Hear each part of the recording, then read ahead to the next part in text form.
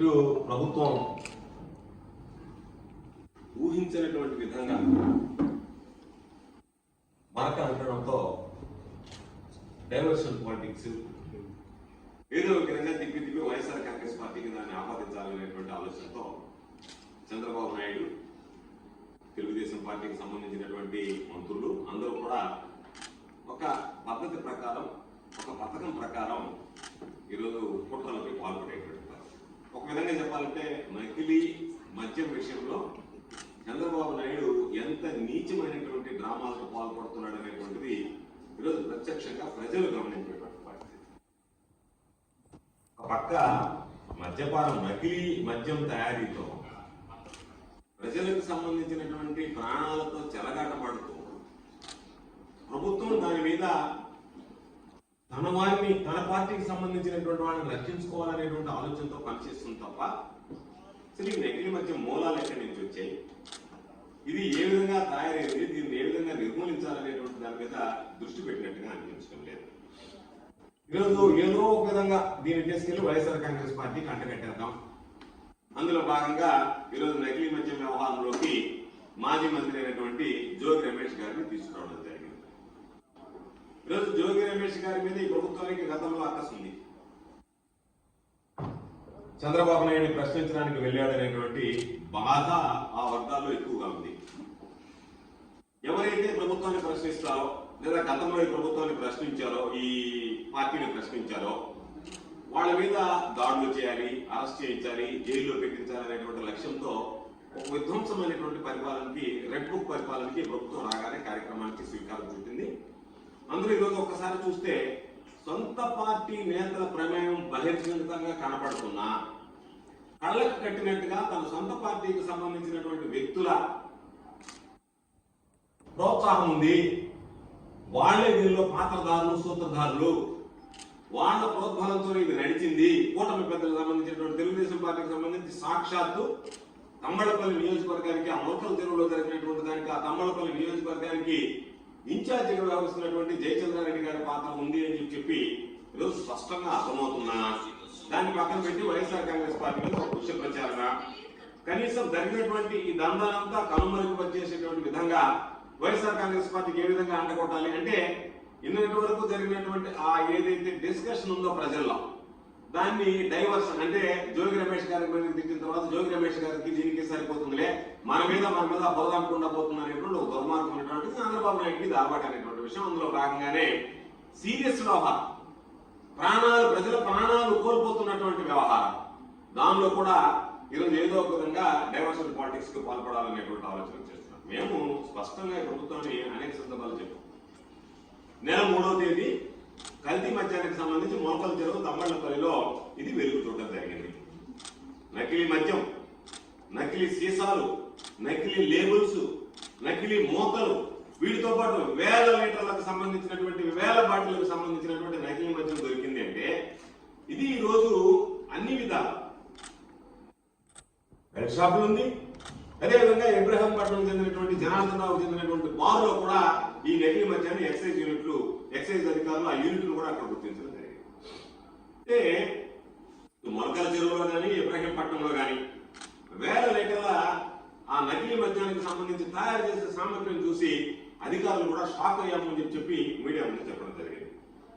ఒకసారి అధికారులు ఏం చెప్పారు, 2-3 నెలలుగా ఎక్సైజ్ శాఖకు సంబంధించినటువంటి అధికారులు చెప్పినటువంటి మాట ఏమిటంటే, ఈ దందా 2-3 నెలలుగా జరుగుతుంది అని మా దృష్టికి వచ్చింది అని చెప్పి అధికారులు తేల్చి చెప్పడం జరిగింది. అంటే తయారు చేసినటువంటి యూనిట్, తయారు చేసినటువంటి విధానం, వాళ్ళ విచారణలో 2-3 నెలల నుంచి ఇది జరుగుతుంది అని చెప్పి, ఎందుకంటే అక్కడ ఉన్నటువంటి ఎక్సైజ్ అసిస్టెంట్ కమిషనర్ ఎవరైతే ఉన్నారో చంద్రశేఖర్ రెడ్డి అని ఆయన, ఇది 2 నెలలుగా జరుగుతుంది అని చెప్పాడు.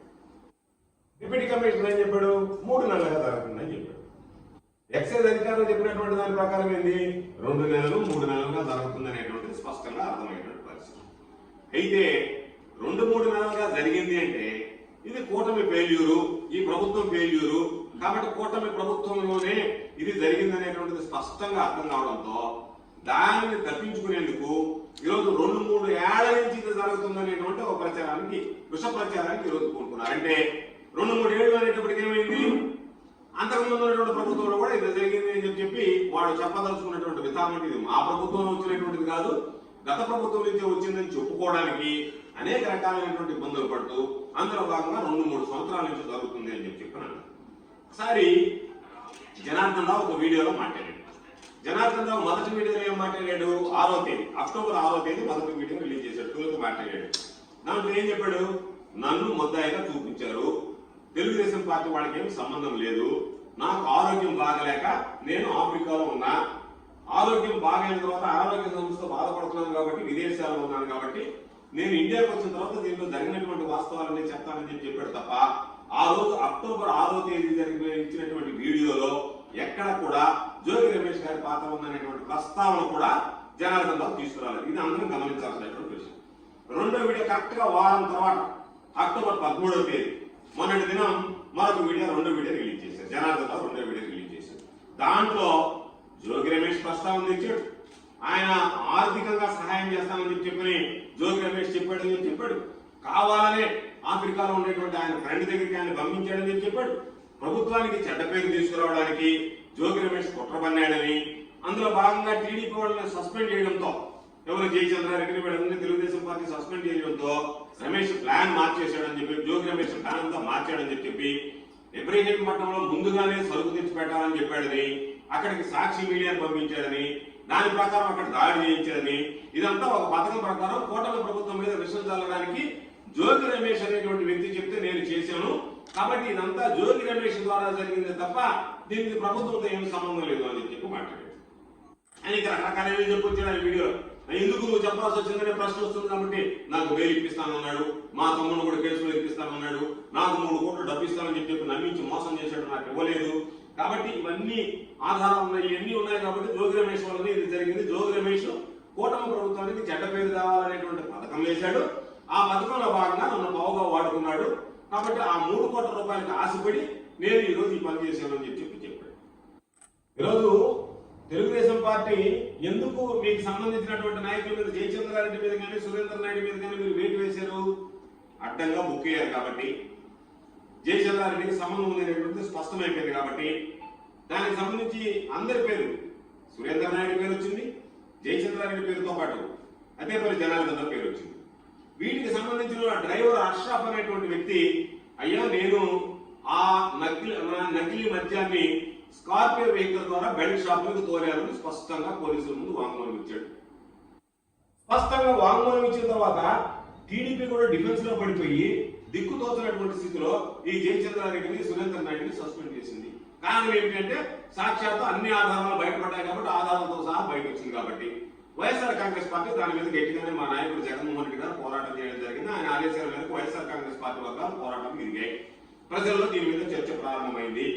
ప్రజల్లో ఏదైతే చర్చ ప్రారంభమైందో ఆ రోజు నుంచి వీళ్ళు రకరకాలైనటువంటి డైవర్షన్ పాలిటిక్స్ లో భాగంగా ఏ వ్యక్తి అయితే మొలకల చెరువు కేసులో జయచంద్రారెడ్డి దగ్గర అష్రాఫ్ అనేటువంటి డ్రైవర్ A21 గా ఉన్నాడు.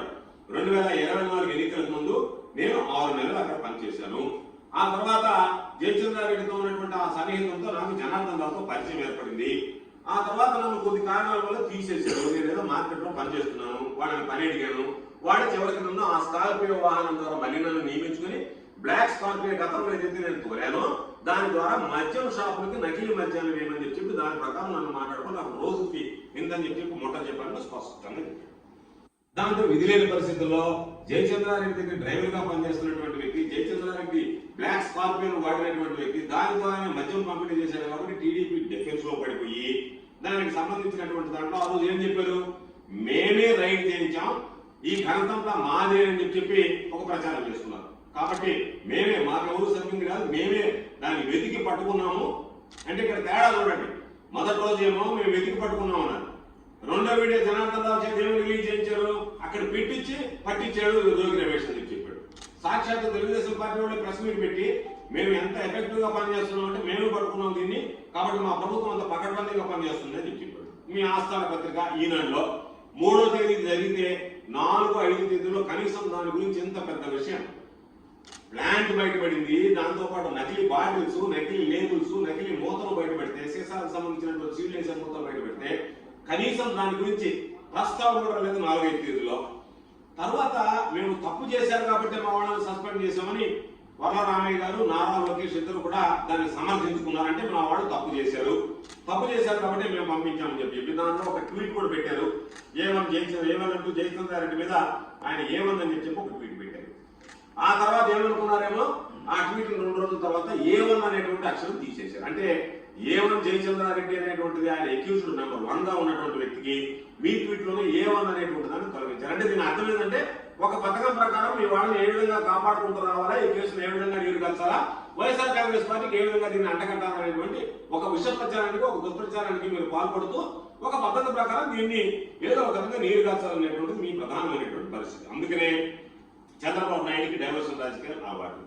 మేము అడిగేది ఒక పెద్ద ఇన్సిడెంట్ జరిగింది, దీనికి మరణాలు సంభవిస్తుందని చెప్పి పత్రికల్లో కోకొలలుగా వార్తలు వస్తున్నాయి. మీరు దీని మీద చర్చిస్తుంటే ఎక్కడన్నా రాష్ట్ర వ్యాప్తంగా ఉన్నటువంటి బార్లు కానీ, మద్యం షాపులు కానీ, బెల్ట్ షాపులు కానీ ఎక్కడన్నా తనిఖీ చేసి ఇది ఎక్కడుంది, ఎందుకు జరిగింది, ఏ విధంగా జరిగింది అనేటువంటి విచారణ ఎక్కడ చేయడంలే. మద్యం షాపులు దొరికిపోవడంలే. ఈ మద్యం ఎక్కడ ఉంటుంది? షాపులోనే ఉంటుంది, బార్లోనే ఉంటుంది, లేదంటే బెల్ట్ షాపులో ఉంటుంది. వాటి దొరికిపోవడంలే.